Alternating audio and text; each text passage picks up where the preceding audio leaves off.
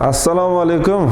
Online kanalining aziz muxlislari. Bugun sizlar uchun yangi bir loyiha boshladik. Afsona va haqiqat deb nomladik. Ushbu loyihamizni biz bilamiz, afsonaviy binolar, afsonaviy qurilmalar hayotimizda butun dunyoda juda ham ko'p va ularni rostdan ham tarixiymi, rostdan ham qadimiymi degan savollar hozirgi kunda juda ko'p ko'tarilyapti. Va biz mana shu yo'nalishda Facebook ijtimoiy tarmog'ida juda ko'p postlar yozadigan taniqli bloger Komiljon Abdullohni bugun studiyamizga taklif qilganmiz. Assalomu alaykum Komiljon aka. Assalomu alaykum. Xush kelibsiz Rahmat studiyamizga. Komiljon aka, endi mana siz juda ko'p bora shu mavzuni ko'tarasiz, ayni falsifikatsiya yo'nalishini. Va hozir birinchi mavzuga kirishdan oldin shu haqida bir qisqacha bir mulohaza qilsak, ya'ni fikr almashmasak degan fikr bor edi. Ya'ni masalan ba'zi bir odamlar bor, omma biladigan, omma e'tibor qaratadigan narsaga qarshi gapirish orqali odamlarning e'tiborini o'ziga tortgisi keladi-da. Sizda falsifikatsiya yo'nalishiga qiziqish qanaqa bo'lgan? Ya'ni nima sababli shu narsalarni ko'proq qiziqib o'rganish boshlagansiz? Endi o'zi asosiy sababi o'zi tarixga yoshlikdan qiziqaman. Oilaviy muhitdan ham kelib chiqib shunaqa bo'lgan.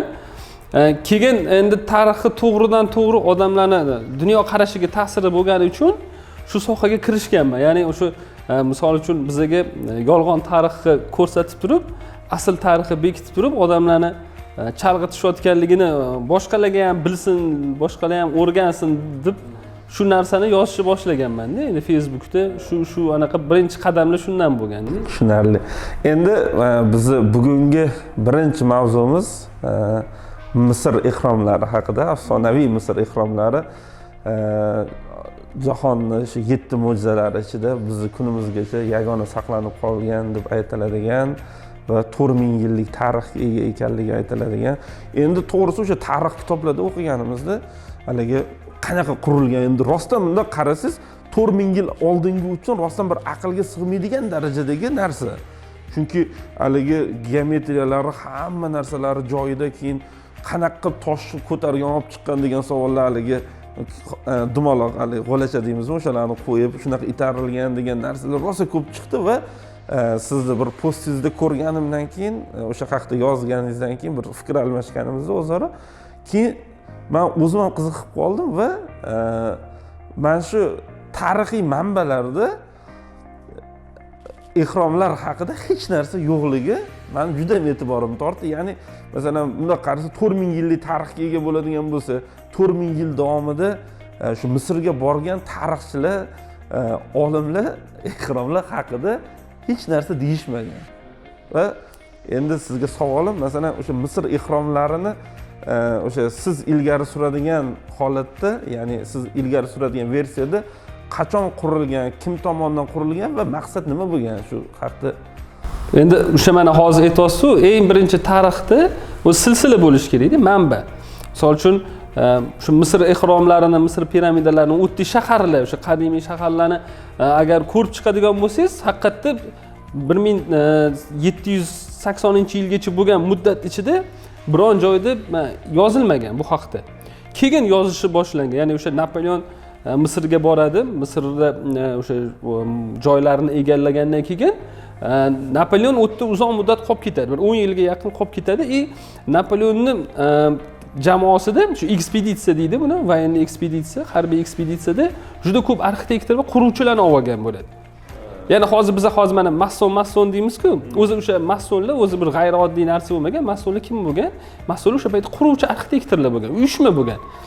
Shu quruvchilarning katta uyushmasi masonlar bo'lgan. Shu masonlar Napoleon bilan birga borib, o'sha yerda qolib ketishadi. Endi uzoq muddatdan keyin bir joyda qolib ketgandan keyin bular odamlarni boqish kerak, yedirib ichirish kerak, ular baribir nimadir qilish kerak. O'zidan o'zi qolib ketmaydi unaqa. Cho'lning o'rtasida, bekorchi joyda, bekorchi ish bilan shug'ullanishmaydi. Shu tariqa bular o'sha joyda Misr ehromlarini qurishadi. Endi mana savol tug'iladi, nima keragi bor edi shuncha katta xarajatni desa, fransuzlar g'arbni shu mana transformatsiyasi deydi, ya'ni g'arb o'zgarganda g'arb madaniyati nasroniylik madaniyatidan shu mushriklik, ya'ni yazidstvo deydi, shunaqa tomonga o'zgarayotganda fransuzlar shuni qo'lga oladi, boshqaruvni. Shu orqali bular o'zini yangi aqidasini kirgizadi. Ya'ni bularga yangi g'oya kerak bo'ladi. Nasroniylik g'oyasini sindirib, bularga yangi g'oya kerak bo'lganda bular Misrni tanlab oladi. Chunki endi bularda baribir bularning Bibliyasida Misr haqida ko'p gapirilgan, odamlarning ongida Misr haqida bir tasavvuri katta bo'ladi, tarixiy eski joy degan. Shuning uchun Misrni tanlab olishadi. Keyin sekta bo'ladi, bitta sekta bo'ladi. Jardana Bruno hammaga mashhur bo'lgan olimlar shu sektani a'zosi hisoblanadi. Bu sektantlar Misr tarixi bo'yicha o'zligi bir fantaziya qilib asar yozishadigan bo'ladi. Ya'ni shu quyosh xudosi bor, Ra, Amon, Set degan shunaqa bir badiyga o'xshagan bir mistik romani bo'ladi. Bular shu romanni oladida, shuni lekala qilib shuni qo'yadi. Mana Misr ehromlari bor, mana Misr madaniyati bunaqa bo'lgan deb o'sha yerda butun Misrni 2000 yillik tarixini yengitdan yozishadi. Aslida Misrda misol uchun nima deydi? O'zi ma'lumki, bir vaqtlar birinchi shaharlardan Misr deb nomlanishi o'zi shu shahar degan ma'noni bildiradi. Lekin tarixi bunaqa bo'lmagan. Bular lekin o'sha tarixini faravonlarni boshqatdan yozib chiqishadi. Firavnlar bo'lgan, mana shunaqa bo'lgan deydi. Lekin o'tdagi misol uchun boshqa kerakli tarixda o'tgan, misol uchun musulmonlar borib o'tdi, uzoq muddatda mamluklar o'tdi, podshohlik qilgan, boshqargan, shularni umuman ta'sir doirasini kamaytirib yubordi. Tarixdan o'chirib yuborish. Tarixdan o'chirib yuborish, esdan chiqarish. Uni o'chirib yuborish olmadi. Unuttirishdi. Misr deganda odamlar firavnlarni tasavvur qiladigan darajaga kelib qoldi-da. Shunaqa. Buni orqasidan keyin biznes ham bo'lgan, chunki Napoleon o'tdi qolib ketgandan keyin Angliya blokada qilib oladi. Afrika yarim o'sha Afrika tomonidan Shimoliy Afrikani blokada qiladi-da, bu katta boyliklarni olib chiqib keta olmaydi. Katta boyliklarni olib chiqib keta olmagandan keyin bu boyliklarni bular ko'madi. O'sha olib borib har xil joylarga keyin tillalardan quyib mumiyolarni yasashadi-da, keyin kelib ekspeditsiya yuboramiz, keyin ochib olamiz deydi. Shunaqa darajaga kelib qolishadi. Napoleon boshqachasiga mol mulkni olib chiqib ketsa, inglizlar tortib oladigan bo'ladi. Shunaqa holatda bo'ladi. Keyin Fransiyaga qaytib borgandan keyin bu haqida xabar ko'p tarqab ketadi. Shuning uchun ham Germaniya, Angliya va Fransiyani ekspeditsiyalari birin-ketin borib o'sha anaqalarni qidirishadi. Ya'ni o'sha ko'milgan joylarni chunki bular o'zlariga yasab tashab ketishadi. Endi nimaga shu ko'proq fransuzlar topadi bu narsani? Chunki ular o'zi ko'mgan. O'zi biladi qattaligini. Shuning uchun ham Louvre'ga olib borib qo'yishadi ularni keyin. Buni orqasidan ham katta biznes qilishadi-da. Misol uchun 10 kilo tilladan 10 kilo tillani o'zini sotsangiz qancha pul-ku, uni bir sarkofag yasab turib sotsangiz million pul-da. Shunaqa orqali biznes qilishgan. Hali ehromlarning oldidagi haykal nomi nima edi? Sfinksmi? Sfinks. Endi qarang, o'sha Sfinksning burni yo'q-ku. Shu tarixiy bo'lib ko'rinish uchun shunaqa qilib yasashganmi endi? Endi men to'g'risi buni unaqa to'liq bilmayman, lekin o'zi bu Sfinksni italyanlar yasagan deyshadi, chunki bu haqda hujjat ham bor. O'sha Florensiyani katta arxivida hujjat ham bor.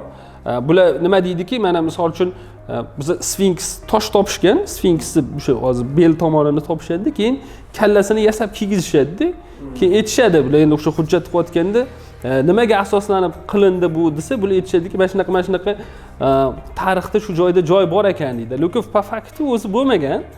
Bular o'sha o'zini italyanlar ham o'zini o'sha haykaltarosh anaqasini qoldirish uchun o'tdi, shu Sfinksni iz qoldirish uchun shunaqa qilishadi. Endi qarang, mana o'sha 4000 yil oldingi bir texnologiyalarni o'ylab qarasak va o'sha 18-asrdagi Napoleon davridagi texnologiyani olib qarasak, juda bir rivojlanib ketmagandi, to'g'ri? Masalan, farq nuqtai nazardan aytsa-da, ya'ni masalan kran yo'q edi baribir ko'taradiganda va endi masalan hozirgi o'sha falsifikatsiya farazlariga ko'ra o'sha ehrom toshlarini joylashtirilishi qanaqa bo'lgan? Endi bu yerda bitta yaxshi to'g'ri versiya bor. Buni aytishadiki, apalovka, ya'ni o'sha mana anaqalarni qo'yib, xuddi beton quyiladi-ku. Shunaqa beton quyiladigan qilib, ustma-ust quyib ketishgan-da. Chunki mana misol uchun mana toshlarning orasi qo'l ham tiq bo'lmaydi, misol uchun lezva ham tiq bo'lmaydi. Shu darajada zichda toshlar. Agar tosh qo'ysa, toshlarning orasi ochiq bo'lib qolishi kerak. Bundan qarasangiz, bular keyin oldi apalovkada quyib, keyin toshlarni o'yib chiqishadi. Tosh qilib yasashadi-da. Ya'ni unda qarasa kelib chiqishi beton. Endi uni o'zi ichiga ham kirsa, ichini misol uchun videolari bor, internetda topib ko'rsa bo'ladi. Ichida odam yura olmaydigan darajada-da. Endi agar misol uchun buni o'sha to'g'ri idrok qilish usuli bo'yicha ko'rsangiz, agar buni ichida bir inshoot bo'lsa, odamlar kirib o'tda nimadirdan foydalanish kerak-da. Chunki misol uchun 3000 yil oldingi odamlar ahmoq bo'lmagan-da, shunchaki bir inshoot qurib, uni просто tak tovutlar uchun qo'yadigan darajada ahmoq bo'lmagan-da. Shu tomonini ham o'ylash kerak. Chunki u paytda har bitta mehnat, har bitta qurilayotgan joylar ahamiyatli bo'lgan. Misol uchun hozir mana biz Giza deydi, o'sha Qohiraning yonida Giza bor, eng ko'p o'sha shaharchada, lekin o'sha shaharchaga e'tibor beradigan bo'lsangiz, cho'lning o'rtasida-da. Qadimda cho'lning o'rtasiga hech kim hech narsa qurmagan. Chunki o'tga transportirovka qiyin, birinchidan, keyin kelib ketish qiyin, uchinchidan suv yo'q. Suv muammo. Odam shaharlar qayerda rivojlangan? Asosan shu Misrda, shu Nil daryosining atrofida suv qayerda bo'lsa, shu yerda shahar bo'lgan-da. Ular hozir misol uchun biz cho'lning o'rtasiga borib kela olamiz. Mashina bor, boshqa bor. Hozir ishlarda u sharoitda bu o'limga teng narsa bo'lgan-da, unaqa shahar. Endi qarang, bir haqli savol tug'ilar ekanda. Misol uchun deylik, o'sha taxminlarga ko'ra bir 10 ming odam ishlagan deyiladi-ku, bir 20 yilda qurilgan, qanchasidir o'lib ketgan nimalardir degan faraz bor. Endi qarang, deylik 10 ming odam ishlasa, 10 ming odam ichimlik suv bilan ta'minlash, oziq-ovqat bilan ta'minlash cho'lning o'rtasida bu o'sha yil uchun imkonsiz narsadek tuyulib qoladi. Endi u tabiiy narsa-da, mana oddiy aytishadi-ku, mana misol uchun bu eng tarixda bir ключевой tomoni shundaki, ko'pchilik odamning sonini e'tibor beradi-da. Mana misol uchun 100 ming askar bilan bordi yoki 10 ming askar bilan, vaholanki siz aytayotgan 10 mingta odamni ovqatlantirib, uni suv bilan ichirib, yedirib, ichirib, joy bilan ta'minlash bu boshqa katta narsa-da. U inshootni u paytdagi, o'sha vaqtdagi vaziyatda inshoot juda qimmatga tushib ketadi-da.